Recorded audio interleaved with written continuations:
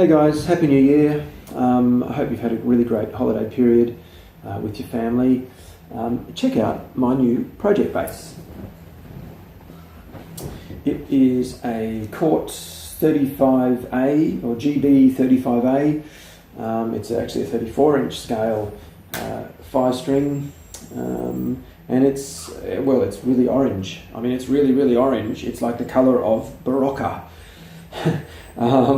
I haven't played much 5-string the last few years, and I've been meaning to get one, especially for the covers band I'm in. I think it'll work really well with that stuff.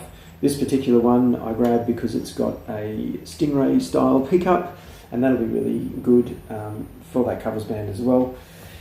The bass was really just a couple of $100. No one else bid on it, and I picked it up on eBay as at the starting price. So I think I've done quite well. It's not the bargain of the century, let's face it. These sort of student model and budget instruments, this one's made in Indonesia at the Surabaya factory. Let's face it, these instruments are sort of becoming disposable these days, but there's nothing really wrong with them, and they do really make great project basses, especially if you just want to learn. But for me, I am a professional musician, and I fully intend to play gigs with this guy.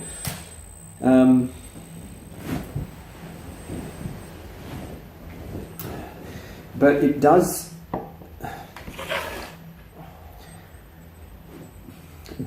have a few quirks. It's got some great points, but it's got some fairly clumsy sort of features as well. But you've got to expect that, again, for an instrument that is very much aimed at students and the budget conscious.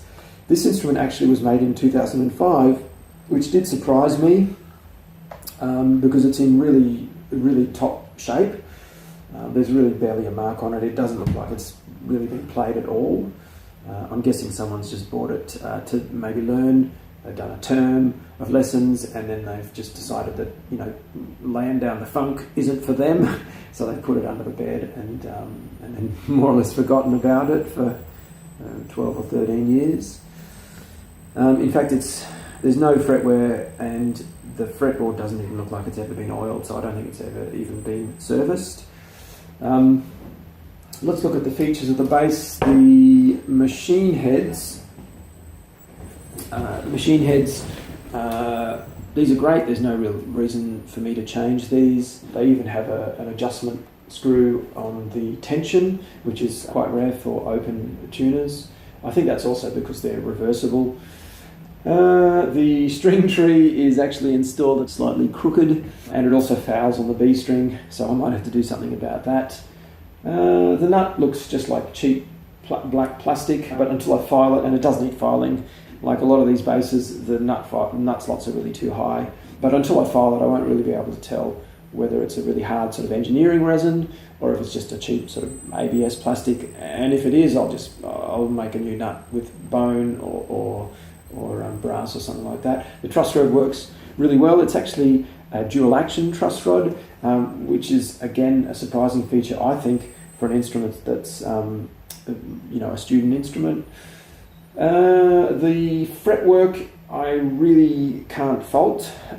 It's really amazing actually. It's pretty much perfect. All of the fret ends are the same angle. There's also no burring or anything like that. You can really rub your hands along the side of the fretboards, and there's nothing like that. But on the other hand, it's also not been, the fret ends haven't been sort of clumsily rounded over with a file, which you see as well. So that's pretty impressive. The finish on the neck also is exceptional. It's like a satin polyester, I guess. It's very hard, but really nice to play on. Moving on to the neck pocket. Well, this is where the good stuff disappears, because the neck pocket's been really poorly executed. Weirdly enough, the screws are really firmly torqued. I've put them in myself, and the neck pocket and the neck heel has been machined really accurately. Every bit as good as, again, instruments costing several $1,000s, but for some reason, I don't know if you can hear it, but the neck is not tight in the pocket. It's creaking and groaning, and that's really not a good thing. With a bolt-on instrument, the neck really has to be very firmly attached to the body. I did have a look at this, and it's also how I saw the date stamp on the instrument. And it's actually happening for 3 or 4 different reasons, believe it or not. There's more to it than just one simple problem in the neck pocket. It has to do with the fitment of the pick guard, and also the way the screws have been installed, and also, believe it or not, the way the finish has been applied to the bottom of the neck pocket. And I'll go into that in a bit more detail when I actually go ahead and set the bass up and attend to all of these little quirks. Moving on, the finish on the body, yes, as I mentioned, it's really orange, and I'm planning to do a rattle can respray video about that. I think the bass would look great in light blue, light placid blue, white with the white pick guard and everything. I think that would look really nice. Maybe you've got a better suggestion. Feel free to throw it in the comments as to what colour I should spray this guy. The finish itself is actually, on the whole, is actually really good. But then if you look carefully on the back, I don't know, again, there's a really clumsy mistake. There's actually a chip of timber in the finish, and that's been sprayed over, sanded, buffed, gone through the factory. That's kind of unbelievable. Even for a budget instrument, I'm sort of surprised to see something like that.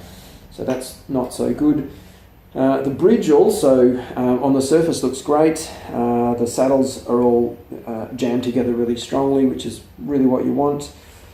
The tailpiece has a little bit of extra mass, but it's actually sitting up off the body, and I don't quite know why that is. Again, until I take the bridge off, I won't be able to find that out. I can't quite tell whether the tailpiece is somehow bent, which I'd be very surprised, or maybe it's just sitting up because perhaps the string earth wire is not in the right spot, or maybe the screws are not installed properly. I don't know yet, so that I'll have to have a look at. The pots and knobs are really clumsy as well. They're sort of sitting right up. They don't really look great. The pickups themselves, the routes, especially for this Stingray pickup, is pretty much perfect. It fits perfectly into the route, but again, the screws really aren't sort of square to the body, and the foam also is not strong enough to adjust the pickup. Again, I'm going to have to do that in setup. Probably the most clumsy part of the bass is the wiring. It's just a rat's nest of wires, and it's all just been gathered up and tied together with sort of like a garden tie. That's really not good. I've also noticed that the volume control isn't wired correctly. It works, but it's got 2 of the lugs around the wrong way. This little circuit board also is really bad. It's just dangling there. I've actually wrapped it with some tape, but it had a piece of foam tape which has fallen off, to be honest. And any of these wires, especially that guy, right in the corner there, that red wire is actually the 9-volt supply. And if that was to just even brush against any of this shielding paint that's inside here, you'd short the battery. If it was plugged in at that stage, you'd get a really nasty bang through your speakers, and you'd also heat up the battery, and it will drop its charge, drop its voltage really rapidly as well. So those, I guess, is a quick summary of all the good, the bad, and the ugly of this bass. I think the first thing I'm going to do is just give it a thorough setup. I'm going to give it a fret dress. I'm going to attend to all of those little quirks, as I mentioned, fix the bridge, do something about the electronics, at least to make them reliable, and put some new strings on it, obviously. And then I think I'm going to do some recording, maybe even a few gigs with it, and just see how it sounds, how it plays, and just get a sense of how good this instrument can be if you did buy an instrument like this and you took it to a tech or a luthier to have it all sorted out. That's my project bass, my cheap little Cort. I'm really looking forward to making a few more videos about this. I want to work on the electronics. I want to design an active blend control. That way I can load the pickups so that I get the most out of them. So this guy sounds as much like a real Stingray pickup as possible, and this guy sounds as much like a passive Fender pickup as well.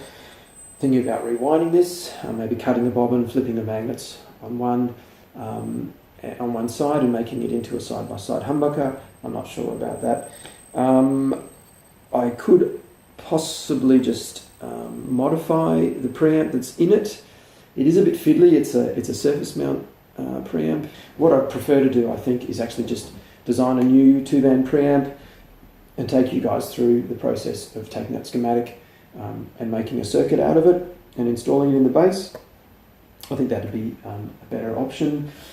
As I mentioned, I want to refinish the body, but just with rattle cans in my garage. There's a few other things. I've got a slightly harebrained idea about the neck and possibly wrapping it with carbon fibre. I've actually never done that, and I've never even seen that done. But yeah, there's a few other things, and I'm just going to gradually work my way through those. So if any of those videos sounds like something you'd be interested in, hit subscribe, and I'll see you next time. Thanks for watching.